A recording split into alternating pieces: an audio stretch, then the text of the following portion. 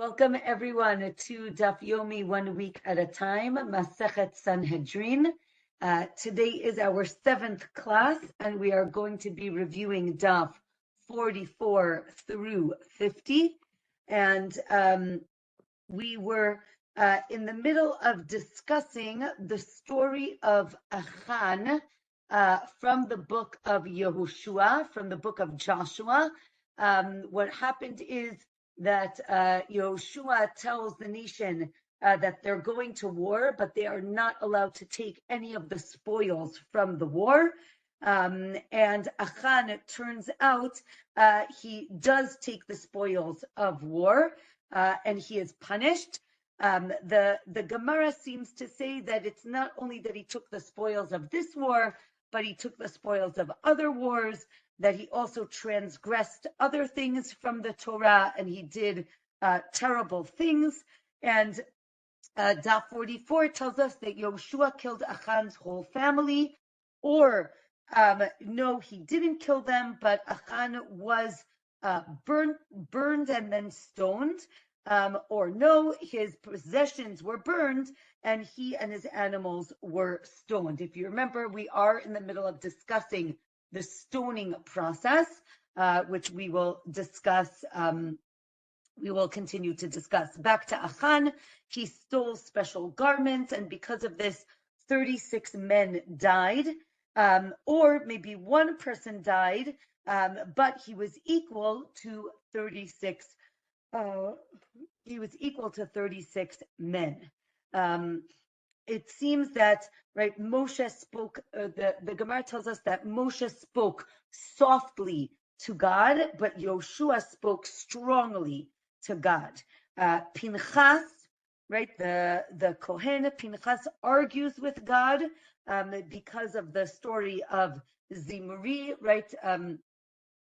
He has relations, and because of this, 24,000 people die in the desert. The Gemara tells us that Yehoshua was a little bit at fault because he distanced certain stones and he didn't listen to God. Or no, Yehoshua always listened to God. Or maybe Yehoshua made the cherem, and therefore Achan got in trouble. Right, meaning really the spoils were allowed to be taken, but Yehoshua is the one who said that they should not be taken. The Gemara describes the story in the beginning of Sefer Yehoshua, I think in Perek Bet, in the 2nd chapter, where Yehoshua meets a man in the middle of the night, and it turns out that he is an angel. He tells him he is the general of God, and he tells Yehoshua that he should, what is he doing out here? He should be learning Torah all night, and it's greater than bringing a sacrifice. Okay, hold on one second. Since we're talking about angels, the Gemara tells us that Gavriel, the angel, had 3 names, and you can he protects the Jewish people. And he was a very powerful angel. The Gemara tells us that you're supposed to pray or daven before you are in challenging times, right? We learned this from Abraham, who prayed in the place that later on the Jewish people would be, meaning Abraham actually davens there, and therefore when the Jewish people got there, they were actually saved because of Abraham's prayer from many years beforehand.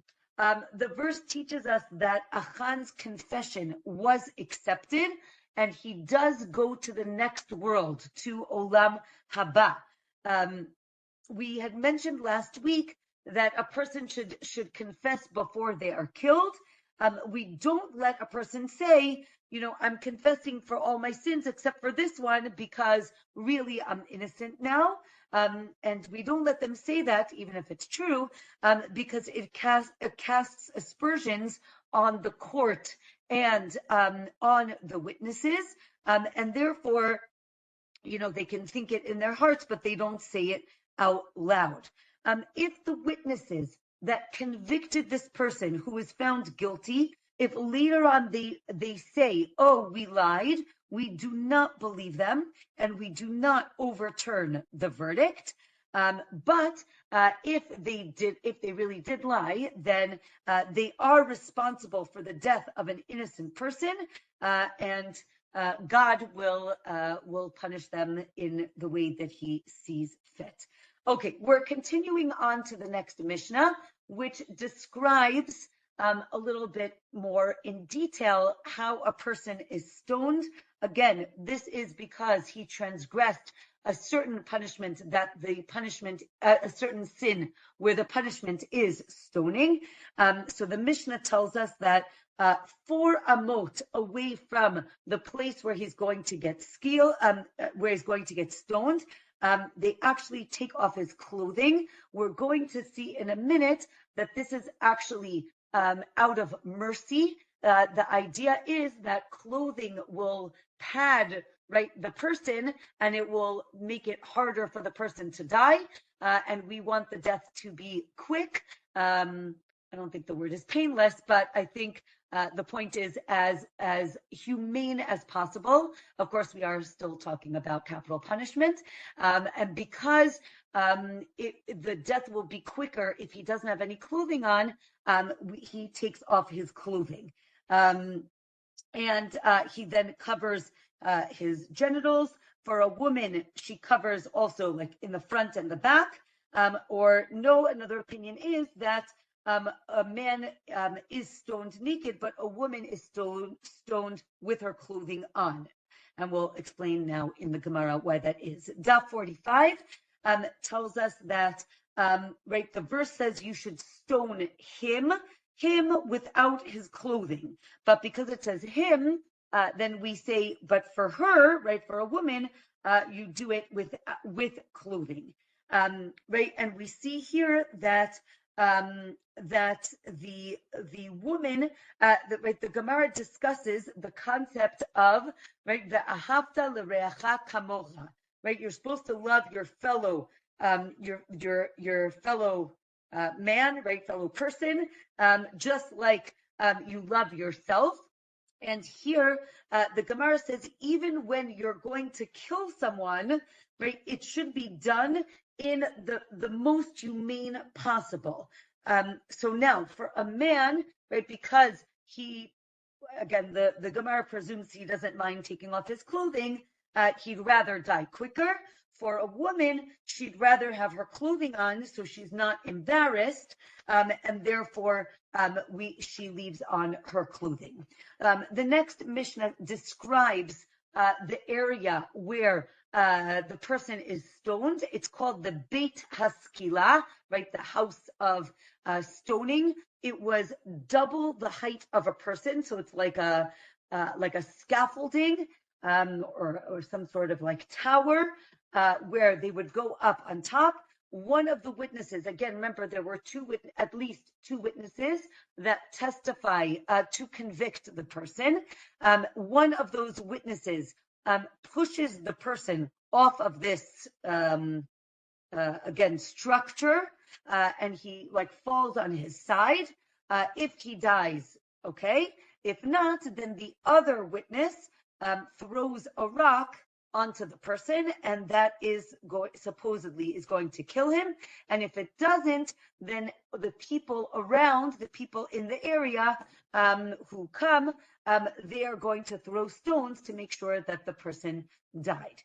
So now the Gemara explains, again, why do you push the person off of this high structure? Again, we want the person to die quickly. And therefore, this is the quickest way that he can die. This is learned from the verses about the Mount Sinai. It is said that during the time when the Jews received the Torah, they were not allowed to touch the mountain. And if you did, you would get stoned and thrown down. Therefore, the Gemara understands that stoning is throwing down. And therefore, you need both throwing down and throwing stones. And that's how we get both of these ideas. There was a stone that was put on this platform that needed two people to pick it up. That's how big it was. And then the witness would throw it, right? So two people would pick it up, and then one of the witnesses would drop it on the person. It never had to be that the rest of the people needed to throw stones, because between these two things, the person would die right away. And anything, so now the Gemara tells us that anything that's used to kill the person is actually buried with the person, not in the actual grave, but within 4 amot, within the area of the grave.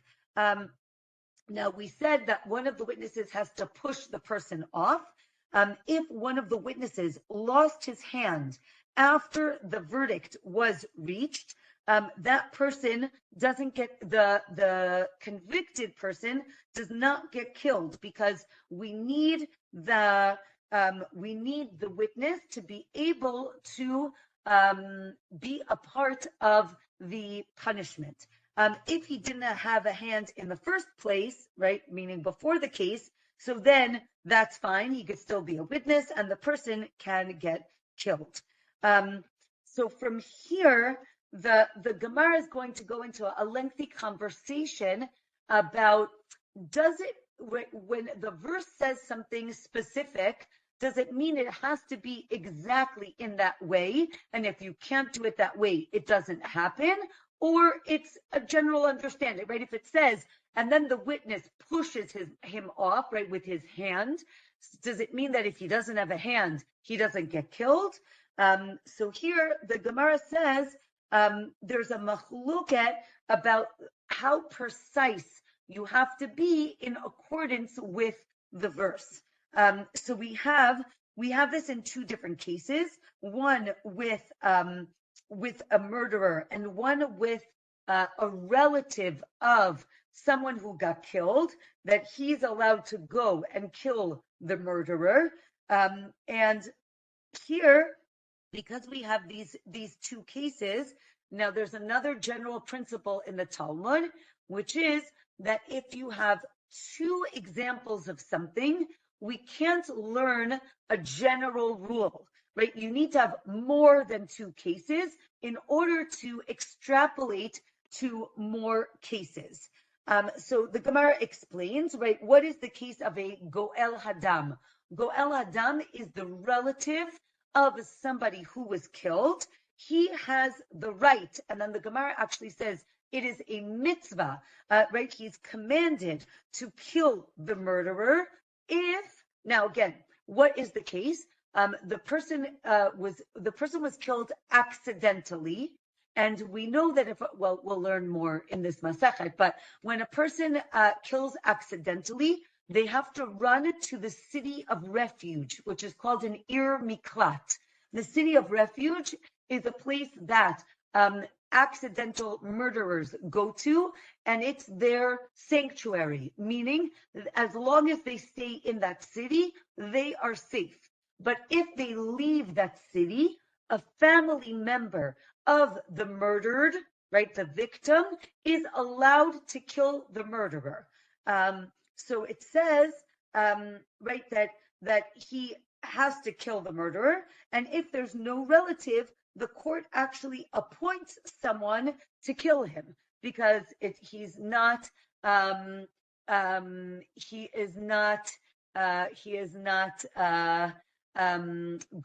to he's not allowed to leave the city of refuge. Now we have the case of Ben Sorer Umoreh. This is a child who rebels against his parents.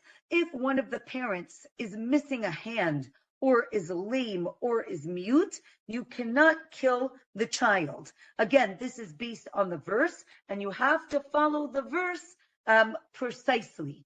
The same thing with what's called an Ir Nidachat. Ir Nidachat is a city where the majority of the city is convinced to worship idolatry. And it says that you have to gather everyone in a public area and they get killed. So the Gemara says if there's no public area, like a town square, you can't, if there's no public area, that's where you burn all of their possessions. If there's no public area, you cannot burn everything, right? Therefore, it's not an ir nidachat. Or no, just because there's no town square doesn't mean that you can't do this. You make a town square and then you can burn it. As we said, it's a machloket if we follow the verse precisely or not. Okay, next Mishnah. Now that the person was killed, the body is hanged after the stoning, or maybe only a blasphemer and an idolater gets hanged, right? Hanged, right? You hung a picture, you hanged, I think, a person. Okay, so the person, here there's a machloket. Does everyone who gets stoned, do they get hanged? Or only person who blasphemes God or is an idolater? Or right here, there's a machloket also if a woman is hanged or not, and they are quickly. We'll see in a second. We'll get to the next Mishnah.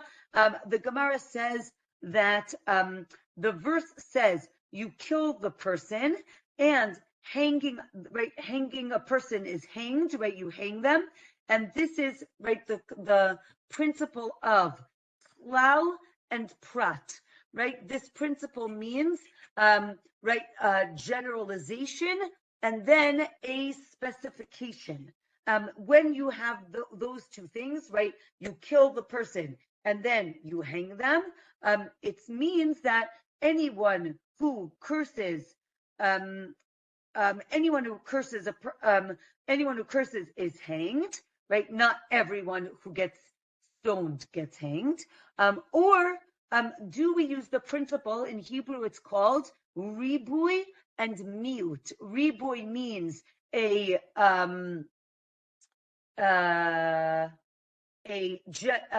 don't use the word generalization. Like something that's more inclusive to something that is more exclusive. And then it includes anyone who gets stoned is going to get hanged. Again, it says hang him, so maybe it's only a man that gets hanged, or no, maybe it's a man and a woman. Again, the child, the Ben Sorer. Oh, can you hear me? Yes? Oh, okay. Someone said that they lost me. Can you hear me now? Okay. Did you lose something? Or we're okay? Okay. I missed the last 5 minutes. The last 5 minutes. Did everyone miss the last 5 minutes? No, he's talking. Okay. Should I go back or did people hear? Nobody's. No? I think you could continue. Hopefully, I'll understand from the context. Okay, fine. Okay. Okay. So now the Gemara on Daf 46 says that you cannot judge more than one capital case each court is not allowed to judge more than one capital case per day. The Mishnah had mentioned that Shimon ben Shetach hanged 80 witches in one day. We're going to learn the story later on, not today. So we say that you can't learn from that story that you can kill more than one person in one day, because this was a separate case, what was called a hora'at sha'ah. It was something that had to be done then and there. So we cannot learn from that case of the witches, but we'll talk about that another time. The Mishnah discusses. So we said that the person was killed, so now you have to build a gallows and you hang him by his hands, or right, so a gallows meaning you build like a T or something like vertical and horizontal. Another option is that you like lean a piece of wood against the wall and you hang the person like there in the middle. And the Mishnah tells us you undo the person right away, meaning you tie them up, you take them down, and you have to bury them exactly right away. And if the person hangs overnight, it is a desecration not only of the person, but also of God, what's called the Chilul Hashem. You are not allowed to do that. Right? When a person suffers, the Shekhinah, the divine presence, feels heavy, and therefore you cannot leave any corpse overnight without burial, which is why definitely here in Israel, they really try to bury a person the day that they die. However, if you're waiting for shrouds or a coffin to be made, so then it's okay to let the body wait overnight. After the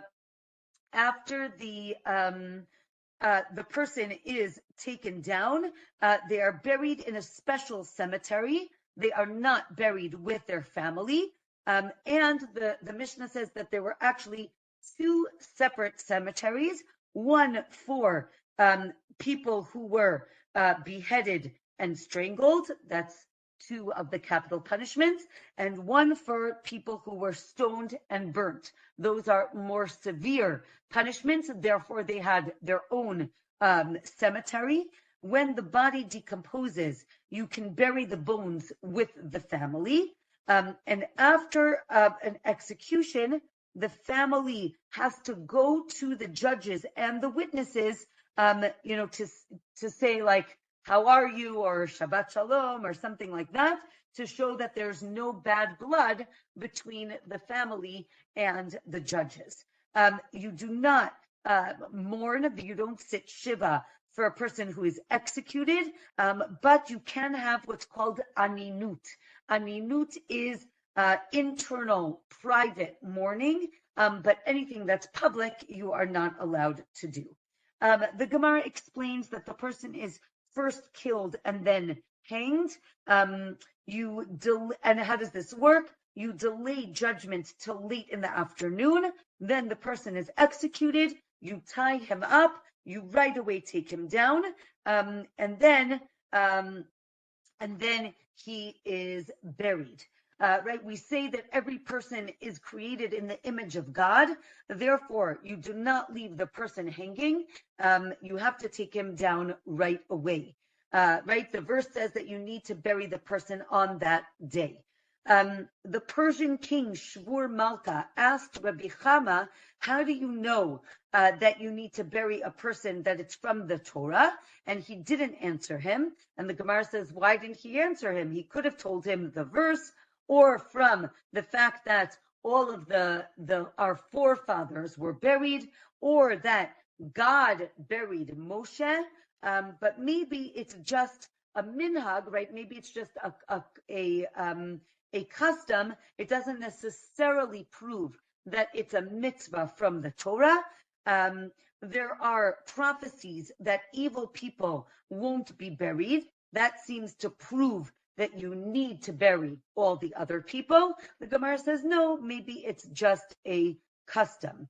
Now, since we're talking about burial, the Gemara asks, do we bury a person so that the family won't be disgraced, or so that it could be an atonement for the deceased?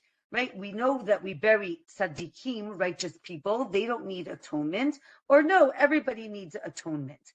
How about a eulogy? When someone eulogizes a person who passes away, is it to honor the living relatives, right? You say, let me tell you something so special about your father, grandfather, great-grandfather, or is it to honor the deceased, right?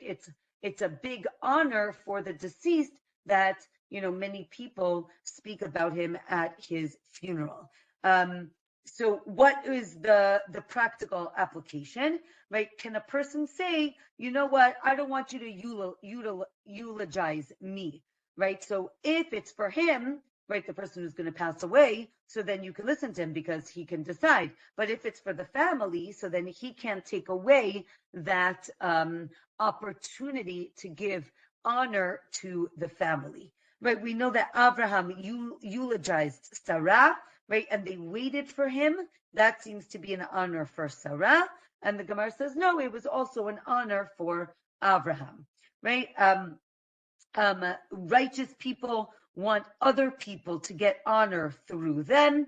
Right? Yirmiyahu, the prophet, told King Tzidkiyahu, you're going to die in peace, and they're going to eulogize you. Right? The Jews will get honor through you. Daf 47 tells us that Chizkiyahu dragged his father's bones on ropes, and this was like a disgrace, and as it was also a atonement for his father, right? His father was a terrible person, a terrible king. It shows that it's not about the living relatives, or maybe it was to honor all of Israel. Rabbi Yehuda Hanasi, right, the leader of the Jewish people, said, don't eulogize me in every small town, right? Just go to the big towns to eulogize me. And some say that it's a greater honor to the Jewish people if they only eulogize him in big cities. So we can't prove if it's for the living or for the deceased. Again, we said you can delay the burial for a casket or shroud.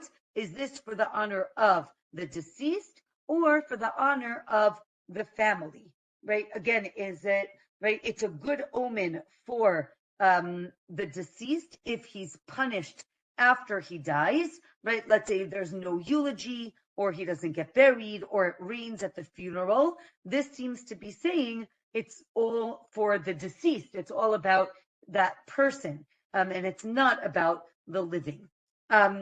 Since we're talking about burial, we say that you should not bury an evil person next to a righteous person. And there's a story in Melachim Bet that they were going to bury this terrible person, and they happened to bury him in the same cave as Elisha the prophet, and he rolled and touched him, and then God made him come to life so that he wouldn't be buried next to Elisha, right? So basically, he lived long enough to leave that burial cave, and then he died somewhere else and was buried somewhere else. You also don't bury an extreme rasha next to a lesser rasha, meaning a lesser evil person next to an extremely evil person. Therefore, we have two separate cemeteries for the different types of capital punishment.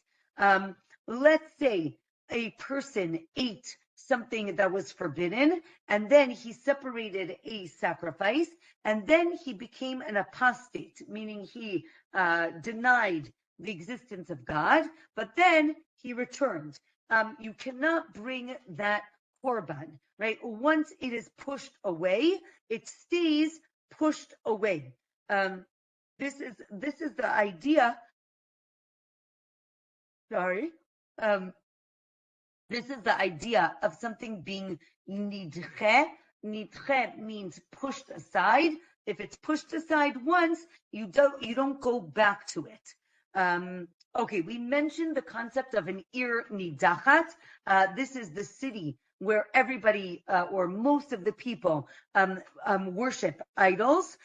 You burn everything, and if there are sacrifices in the city, meaning things that were set aside to be sacrifices, you cannot bring them to the temple because, again, they were owned by these evil people, and therefore they have to die as well. if a Kohen's relatives don't keep the mitzvot, they don't keep the commandments, so then he cannot become impure if they die, right? He cannot touch their bodies if they die. Or if a person is killed because they are evil, right? A rasha, that's seen as a punishment, and it is an atonement for them. Maybe, right, only if the person is killed by a non-Jew is it atonement, but if the person is killed by the court, then no. So the Gemara says, here's the proof, right? They aren't, remember we said that the people who were convicted and killed by the court they were not buried with their family. This shows that there isn't atonement when they get killed. The Gemara says, no, you need them to be killed and buried, and then they get atonement. How do we know this? Because we said that right, and the body has to be buried and it needs to decompose, and then there's atonement, because we saw that after the body decomposes, the bones are allowed to be buried with the family. Okay. They used to take the dirt from the grave around Rav, and they used to use it to heal fever. And they say, it's just dirt, therefore you can have benefit from it, because we are going to learn that you are not allowed to have benefit from a grave or from idolatry. And therefore, if it was actually part of the grave, it wouldn't be okay. But if it was the dirt around it, so then you're allowed to use it. Let's say a person dug a grave for his father, but then he ended up burying his father somewhere else. You cannot bury the son, or maybe anyone, in that grave, right? It becomes forbidden for benefit. It seems like, right, again, the dirt is forbidden to be benefited from. We say, no, we're dealing with a structure that was built with stone, and that structure is forbidden to have benefit from it. Let's say you have a new grave, right? Someone just built dug a grave, but it wasn't for a specific person. So then you are allowed to bury whoever you want in it. But if a stillborn was buried there, it is asur, it is forbidden to get any benefit from there. Now the Gemara tells us that there are three types of graves. One that's found on the property, you're allowed to move it, and the place that it is pure now, and you are allowed to get benefit from that area. The second is what's called a known grave, where you can't move it, but if you do, the place is still impure, but you are allowed to get benefit from it. And the third one is a grave that is very public. A grave that is like in a public area, which is dangerous, right? In the middle of the road. You're allowed to move it. The place becomes pure, but you're not allowed to get any benefit from that area. So now the Gemara explains, and we've seen this before, the concept of a met mitzvah, right? Met mitzvah means a person dies and there's nobody there to bury them. They acquire the place that they're lying on. You are not allowed to move the body, but everyone's going to know about it. Therefore, it's not a found grave. That's something that people will hear about, right? Did you hear? They found a dead body on, this road. If you do move, if you wove shrouds for a deceased, then you're not allowed to get benefit from those shrouds because it's designated for the deceased.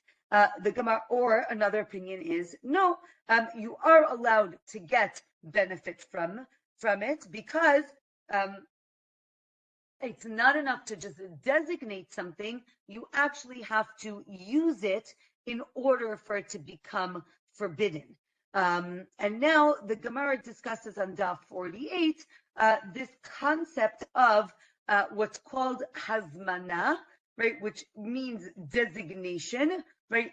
Is there power in the concept of designation, and it changes the status or not, right? So the Gemara says that like a scarf that a woman that a woman wears, if she designated it to cover a Sefer Torah, so now it cannot have it cannot, even if it is already impure, it becomes less impure, right? It changes its status.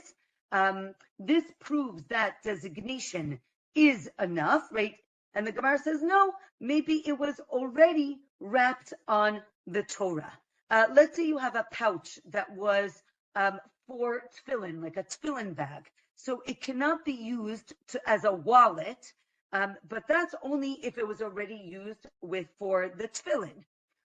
Right? Again, the question is designation enough? Let's say you have a tomb, like a monument over a grave, and it was built when the person was alive. So you can get benefit from that structure. If the person died and you added rows of bricks, now it becomes forbidden for benefit. Again, maybe this is only because of designation. We say, no, he was already buried there, and that's why it becomes forbidden to benefit from. Let's say you carve a grave from stone for your father. Again, this is designation, but you buried him somewhere else. You can't use this grave, so that shows designation is enough. We say, no, maybe this is only because you want to give honor to the father. Or it's that he carved out the stones for the grave, not that he actually carved out the grave itself. We said that a new grave you can get benefit from. It shows that designation isn't enough. We say no, it's only to teach that if a stillborn was buried in the grave, then it makes it forbidden. Let's say they collected money to bury someone, and then there was leftover money. You can use it for other deceased, but if it was designated for this one specific person, so then the money can go to the heirs. Or maybe the money was collected when he was already alive, and that's why it can go to the heirs. Or no, even after he died, it shows that designation is not enough, right? And therefore it can go to the family. Or no, you cannot use the extra money. You have to use it for the burial. And if you don't need it for the burial, so then you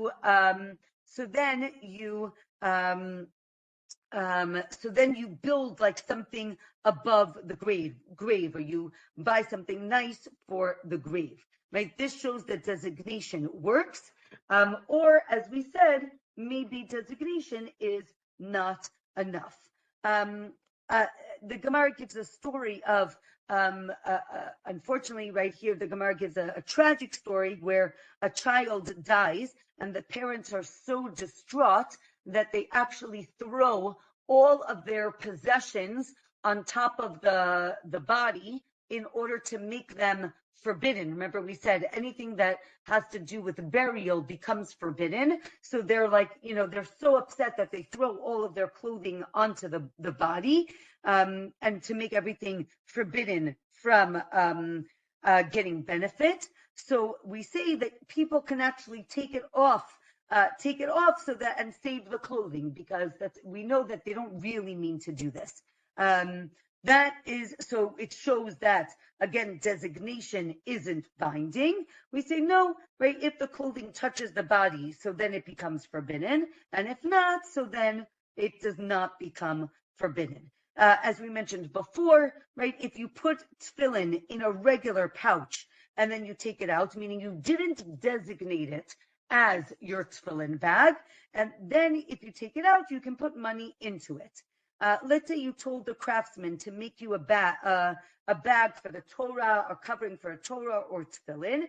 You can then use it for mundane purposes if you didn't use it for the Torah. Again, this shows that designation is not enough.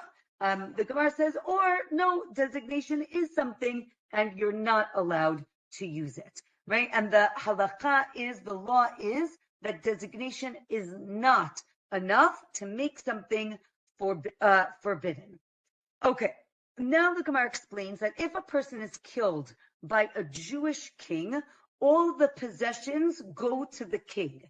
And if the person is killed by a court, meaning the Jewish court, right, because of a capital punishment, so then all the possessions go to the family.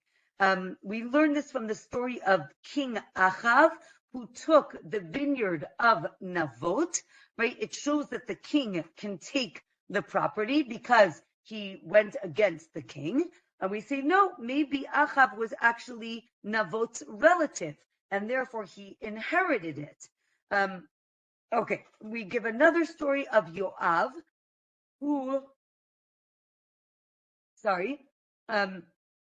Yoav was the general, and he was David's general, and Shlomo, King Solomon, wanted to kill Yoav. We'll see why. I'll tell you in a second, right? So he wants to kill Yoav. Yoav runs to the temple and grabs on, grabs onto the altar, to the Mizbeach, because he wants to get killed by the court, and he does not want to get killed by the king. And the Gemara says, why is that? Right? He wants to get killed by the court so that his possessions should go to his heirs, and therefore, if the king would kill him, so then all the possessions would go to the king. The Gemara says, no, that's not the reason. The reason is that he just wanted to prolong his life. As long as he was holding on to the Mizbeach, the altar, they couldn't kill him, and he was just trying to prolong his life. But since we mentioned the story, we're going to go through the whole story. So Benayahu was sent by Shlomo, by King Solomon, to kill Yoav. And he has this very long conversation with him. And he says, right, in the end, he kills Yoav, and all the curses that David cursed Yoav actually go onto Shlomo, but it really means onto the house of David, right? And the Gemara proves how each one of the curses happens to a descendant of David, which is just very, very tragic. And the Gemara tells us from this story, it's better to be cursed and not to be the one who curses, because as you can see, the person who cursed ended up being cursed. So I guess it's saying, accept the curses so that you do not suffer in the long run. So the Gemara continues on Daf 49. The Sanhedrin asks Yoav, why did you kill Avner? Again, Yoav kills Avner. So the question is, why? He says that he was avenging his brother's death. Right? His brother Avner killed Yoav's brother Asael, and therefore Yoav wants to kill Avner because Avner killed Yoav's brother. The Gemara says, but wait, he was trying. Asael was trying to kill Avner. He was running after him, so Avner is allowed to kill somebody who's trying to kill him. So the Gemara says, well, maybe he shouldn't have killed him, Yoav says, right? Or the court says, Yoav says, you shouldn't have killed my brother. right? You should have just like wounded him. Why did you kill him? Right? Just stop him. So he says, like, I didn't have good aim and I couldn't just stop him, and therefore I had to kill him. So Bnayahu accepts that that Yoav is not liable for killing Avner. What about Amasa? Right? What about Amasa? So it says, well, he killed him because he was a traitor to the crown, because he didn't listen to David. Right? A verse in Yoshua teaches that if you don't listen to the king, you're liable for death, but not if it goes against the Torah. Therefore, Amasa thought that because the people were learning Torah, he would let them learn Torah, and then he would gather them for war. Or maybe Yoav deserved to die because he backed Adoniah instead of backing Shlomo. Or the Gemara gives another reason. Yoav, right? The Gemara says, wait a minute, what are you talking about? Yoav was devoted to David, and there's no way that he deserved to die because of that. Rather, right, Yoav fought a war, and David learned Torah. They needed each other. They were like a great pair. And rather, Avner deserved to die because of a pit. The Gemara says because of like a water pitcher that David took from Shaul's camp, and because of a thorn. And this is the story of David and Shaul in the cave, where Avner suggests, oh, David didn't really tear your cloak. It must have been caught on a thorn, right? And therefore, right, Shlomo says that Amasa and Avner were greater than Yoav. They were more learned, and really they shouldn't have been killed. And therefore Yoav deserved to be killed. This is the end of the 6th chapter, and now we are going to begin the 7th chapter of this Masachet. So we said that, so the Mishnah teaches us there are 4 types of capital punishment. Skila, which is stoning, Sreifa, which is burning, Hereg, which is beheading, and Chenek, which is strangulation. So this seems to be the order of severity, meaning stoning, burning, beheading, strangulation. Another option is that the order is burning, stoning, strangulation, beheading. So now the Gemara explains. So again, we're going to get into a long discussion of how do you know which one is more stringent. Now, it is not what you would think, right? One would think, oh, this hurts more, or this takes more time. That is not what the Gemara is going to answer. The Gemara is going to answer based on the verses in the Torah and who gets what punishment. That's how we're going to determine which one is more stringent. So the Gemara says that when Chazal make a list, it's in no specific order, meaning that when our Mishnah gave an order, it's not necessarily about severity. The only list that is about a certain order are the 7 cleaning agents. I'm not sure if we've seen that before, but the Gemara talks about 7 cleaning agents in order to see if something is really, let's say, blood or something like that. And there are 7 cleaning agents. They have to be used in a very specific order. The Gemara says no. Also, the list of deaths, which is our Mishnah, it is in the order of severity.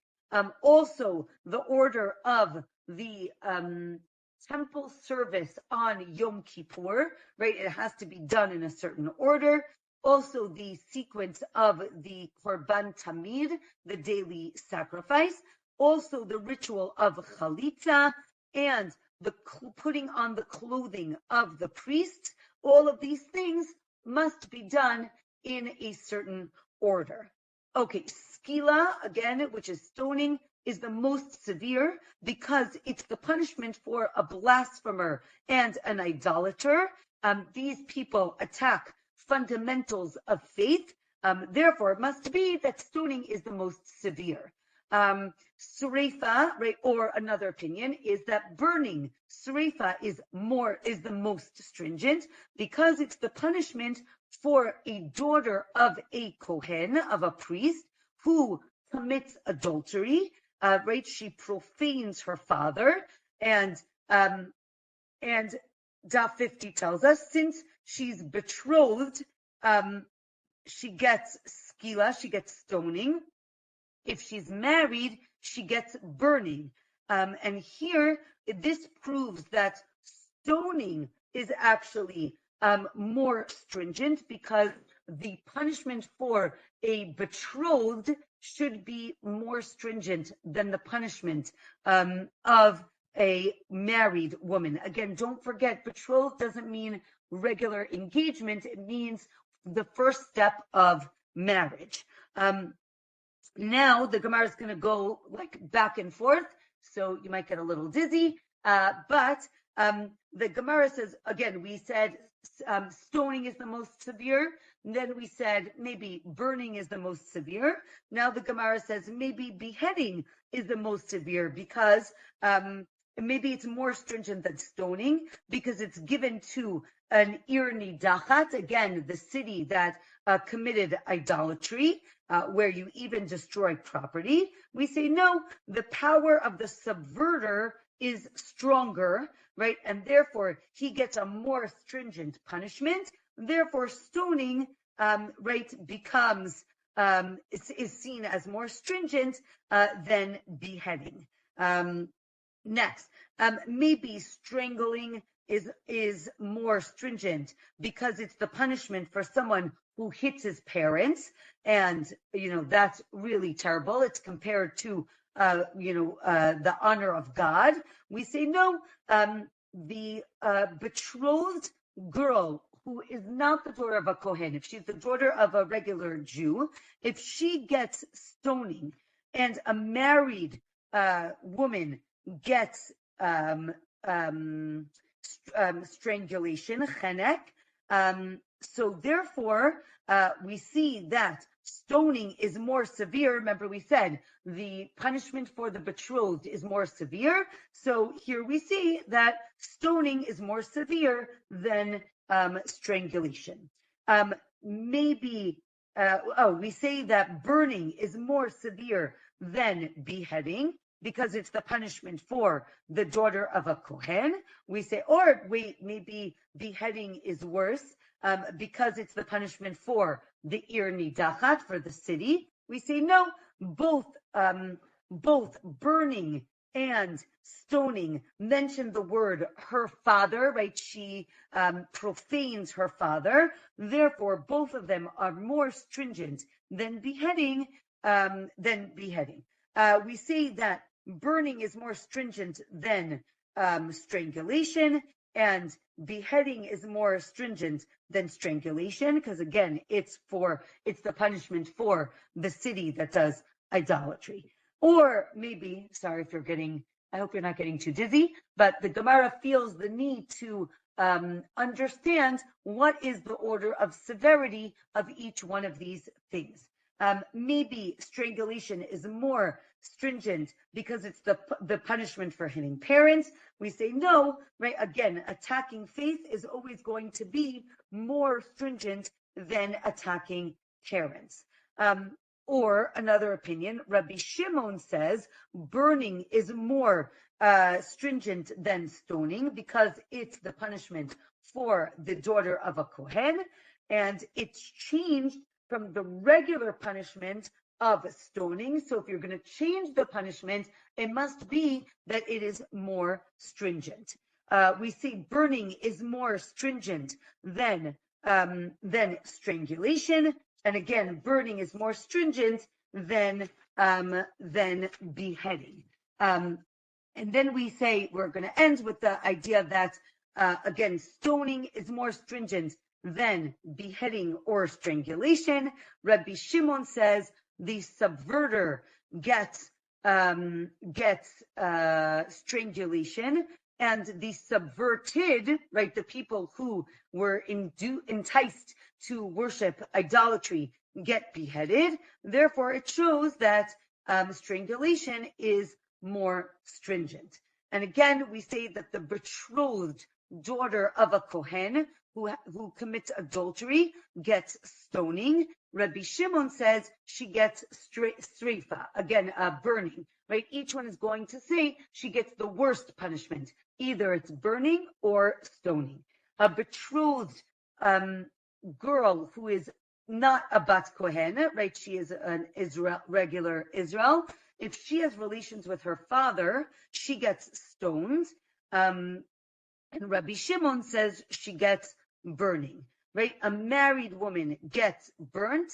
And according to Rabbi Shimon, you always get sreifa. You always get the punishment of burning. According to the sages, we said that stoning is more stringent. According to Rabbi Shimon, burning is more stringent. And with that, we are going to end today's class. Don't worry, more death and gruesome capital punishments ahead. If people have squeamish stomachs, this masachet is maybe less for you, but again, I think what's very important is what we said in the beginning, the concept that even though these things are terrible and they are punishments for very terrible things, we do try to make it as humane as possible. So I think that is an interesting point. I see we have a few minutes. If anybody has any questions, I'm happy to hear any questions or comments. Next week, class will be regular time and regular day. Yes. I'm sorry to backtrack, but I did miss about you started saying by Mikla Lomdim Prat, from the generalization to, I missed that part. There it was talking about, it says that, the question is, does everyone who gets stoned get hanged afterwards?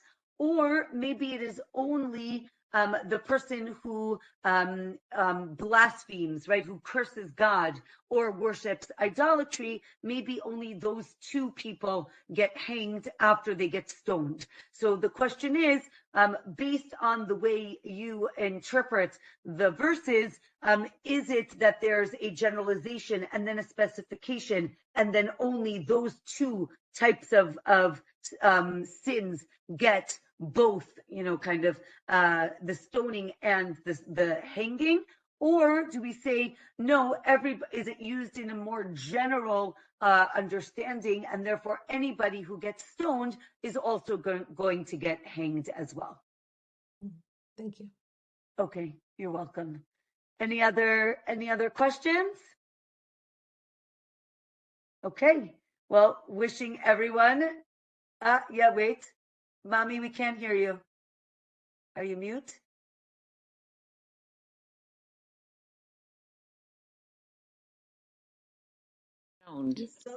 Oh, now I can hear you. What? The person who gets stoned, is he dead and then they hang him? Yes. Meaning, what, for display? No, no, actually, meaning he is, because of the pasuk, right? Because of the verse seems to say that if you're stoned, you also have to get hanged, I guess, on display, but display not for the next week, display for that minute, right? Now so I that don't hear you. Oh, wait, you can't hear me? You can't hear me? I hear you now. Oh, maybe put your earphones back in. I guess for her to hear you, she needs the earphones and Yeah. for her to speak. Let's see. Wait, hold on.